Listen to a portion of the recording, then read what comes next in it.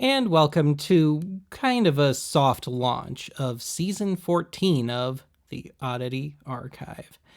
And by turn, the first and possibly only whole number thrifting episode. Anyway, yes, this will be my first time doing one of these videos in almost a year now. And to kick things off, let's start at not a thrift store, but Dakota Plains Antiques. Yeah, that sign could use a bit of a refresh. Well, there's the first period boombox I've seen in a while, and it looks to be a Sears rebadge from the LXI series. It's kind of weird. It looks cheap, yet it's got a few features. And indeed, this one's legit because it once belonged to girlfriend. Uh-huh. It's apparently always a good time for Suzette. I can't help but wonder if the airbrushing on the lower part of that photo isn't trying to hide something. Yeah, I've known a few beneficiaries of the Peter Principle. Some would argue I am one myself. Anyway, this must be an early printing. Someone got this for Christmas of 1970. The book only came out in 69. This book was supposed to be satirical, but it was so close to reality that it wound up becoming a genuine workplace study subject for decades. Yes, the eventual Philips CDI was well into development already in 1987. Anyway, these Billboard magazines are mostly available for free reading online these days, so this is a bit redundant unless you're a collector. Check them out, worldradiohistory.com. Anyway, I've got a can of that stuff here at home, and I guess it should really be in an antique store? Anyway, otherwise we got some piano rolls, but alas, no player piano. And I kinda doubt they're gonna work with that mini grand there. Well, somebody clearly doesn't know how wax cylinders work, judging from that sticker placement. Anyway, what titles are these? Yeah, nothing that's ringing any bells here. And no, there were no Edison machines around either. Actually, I have yet to see one in the wild at all. This actually got my hopes up for a minute. At first glance, I thought this might be a really early Part 15 transmitter, and I guess it sort of is, but no, it's actually a really basic, kind of dumbed down, ham radio-esque sort of thing. And plastic, no less, even back then. And yeah, I certainly was not paying $65 for it. After all these years, I finally encountered an original, or period at least, New York Dolls album. And it's stupidly overpriced, of course. And I only noticed that Jim Carroll LP off to the side later on. Some different kind of dolls here. Paper ones. In this case, from Lucky Strike Cigarettes. Paper dolls of Eddie Bazell and Laura LaPlante. And speaking of whom, I really should run The Cat and the Canary sometime on public domain theater. That's a good one. A few assorted electronic goodies here. Got us a Kodak Instamatic from the 70s, one of a bazillion little 60s transistor radios, and most notably, a Kodak disc camera. Really cool, except there haven't been any Kodak discs made since the late 80s, no off-brand since the late 90s, and no one processing the things since 2000 or so. Otherwise, it would have been cool to try out.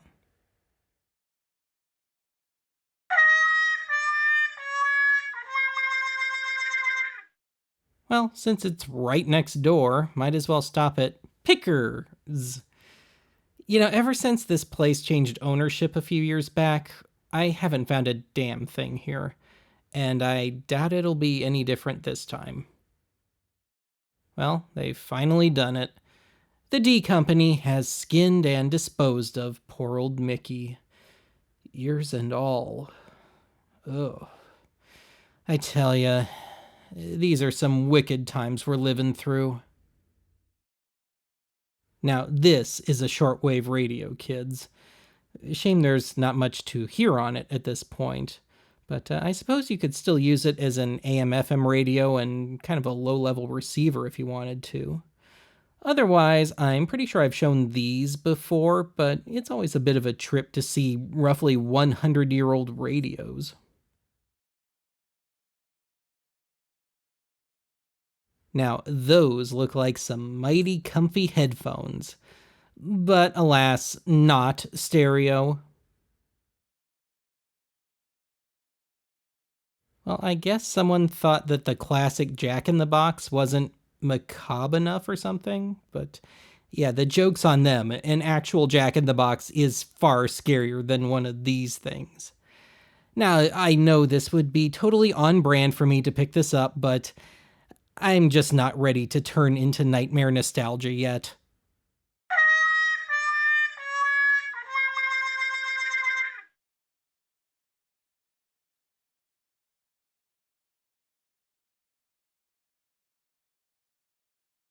Okay, last antique place for today. 605 Antiques. Let's see what they got. A little more eclectic than usual mix of LPs today. Usually it's just overly slick country and easy listening fluff. Now, the real surprise here was my first in the wild vinyl, at least, encounter with the late great Peter Schickele, renowned historian of Johann Sebastian Bach's last and least child, PDQ Bach. So anyway, this is a compilation drawn from Schickele's first few PDQ Bach albums. I've already got this one on CD, and alas, classical, in my opinion, rarely sounds good on vinyl, even this stuff. But seriously, check him out, ideally, in motion on video, elsewhere here on YouTube. Yeah, let's get even more melancholy, shall we? So, this is the second Ozark Mountain Daredevils album, home to a little tune you might have heard called Jackie Blue, written and sung by drummer Larry Lee, who passed away this past spring, who I consider a woefully underrated songwriter. A word to the wise, though, Jackie Blue is not representative of the rest of this album. Anyway, we've also got Focus's follow-up to Hocus Pocus, Focus 3.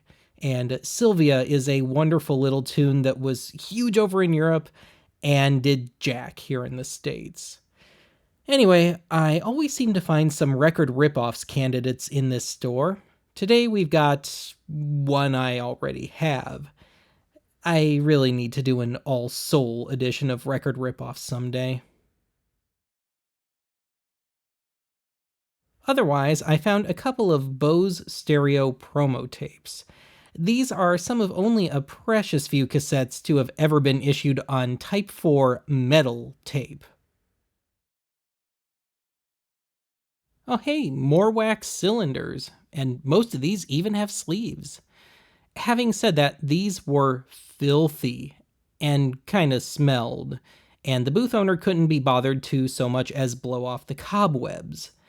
Having said that, had there been at least one that was fully intact, cylinder and package, and properly matched, I would have gone for it. And yeah, I took it upon myself to neaten up the box, because no one else was ever gonna. Well, I shot this footage at the end of August, but they already had all the autumn decorations up. But there wasn't much that stood out to me. About the best I could find were some pumpkin decorations with meth teeth. Well, let's truly blow this episode's family-friendly vibe to hell. We've got an especially desperate-looking prophylactic vending machine. When I see one of these, I always think about the old Robert Klein bit about thinking he had beaten the system buying rubbers from one of these things as a teenager. How sad is it that I think about that and not Sweet Sweet Lovin'?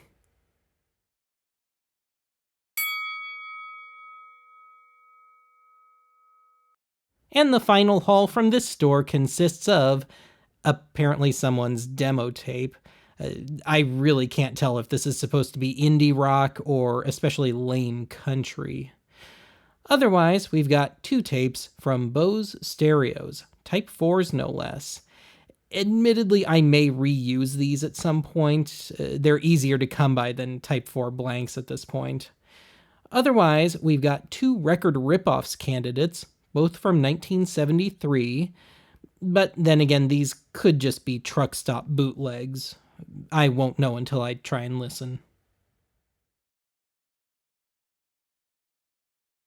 Hey girl, say hey, say what? What you say? Hey girl, say hey, say what? I could just sit here and listen, but I suppose I'd better finish up this episode, huh? So anyway, we are 2 doors down from 605 Antiques, same shopping center, at our most regular haunt, Savers. Not too much shaken in the cassettes today. We've got a copy of Susie Quattro's only real US hit, which in retrospect kind of screwed her career, and I think I'd rather have this one on CD. Although now that I think about it, I don't think the US version of this has ever been on CD. Anyway, this looked too stupid to pass up. Magic Trumpet.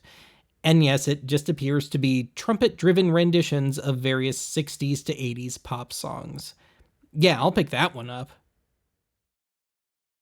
I've got a few of these, generically speaking, Learn to Dance albums, and there are 2 reasons I will never cover these on Archive. One, more often than not, the songs are the actual hit versions, although I know that doesn't apply to this particular disc. And 2, it would imply that I would have to try and dance, and that ain't happening. But anyway, I do love me some Ernie Kovacs, but wasn't his humor a little too, visual to work on an album? Once again, I shot this footage back in late August. So anyway, 88 cents a day will help feed a starving ghost. Help them, won't you? Yeah, that's the best joke I've got here. Again, shot at the end of August. Seriously, get back to me after Halloween, or maybe even Thanksgiving. And, when you do, give me something that's actually funny to work with, because this ain't cutting it. Oh, they're so cute. It just makes me want to voluntarily let him drain my blood and throw my carcass into the cauldron. Almost. Oh, hey, Spider, get off of my crystal ball. It's only letting me have seances with insects I scorched with a magnifying glass as a child. Anyway, here is a prime reason to never let the normies have any control over Halloween.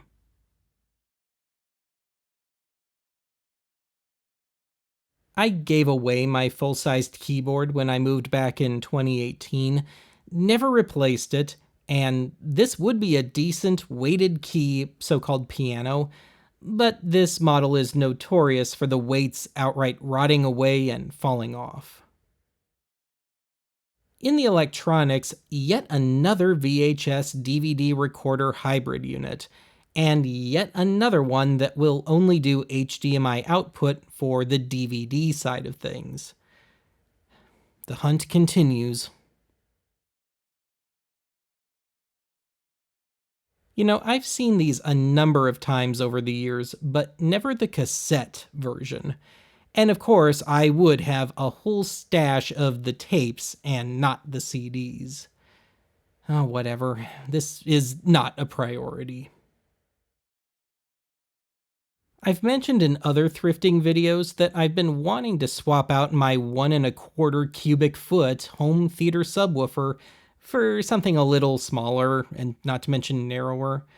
And given that they named this woofer after an Ed Wood character, I think I'm obligated to try it out in my setup. Hey, an honest-to-God Shure brand microphone at the thrift store. Now, this is just the cheapy version of an SM58, the PG58, a totally common and totally solid dynamic mic, which, of course, had somebody's personal information on it. But anyway, yeah, once upon a time, I would have been all over this, but I've already got a perfectly good SM58 these days. So yeah, I'll leave this to someone who's ideally just starting out. Anyway, I've been on the hunt for a sound equipped Super 8 editor, and this is not one of them. But it certainly doesn't stop me from taking a little poke around anyway. And hey, free take up reel. Anyway, I've picked up a few electronics over the years where the power cord has welded itself to some styrofoam packaging. In fact, it's almost tradition for me at this point. But anyway, yes, this looks perfectly okay. It's just not what I'm after. I've seen plenty of VHS Portapacks in person over the years, but never a Betamax one. And this one still had a tape in it, no less. Now, yes, I was seriously considering picking this up, but the power supplies, operative word supplies, appear to be dead. I plugged both in together and separately, and no joy from either. Bummer. The price would have been right.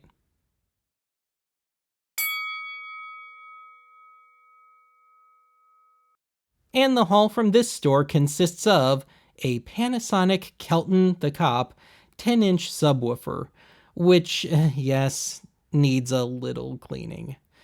Also, because it looked so cheesy, a cassette of Magic Trumpet.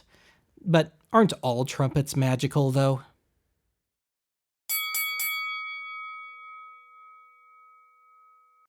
And the final haul from this episode consists of two record ripoffs candidates, both on 8-track. Now, if I can just get my Pioneer RH65 working again.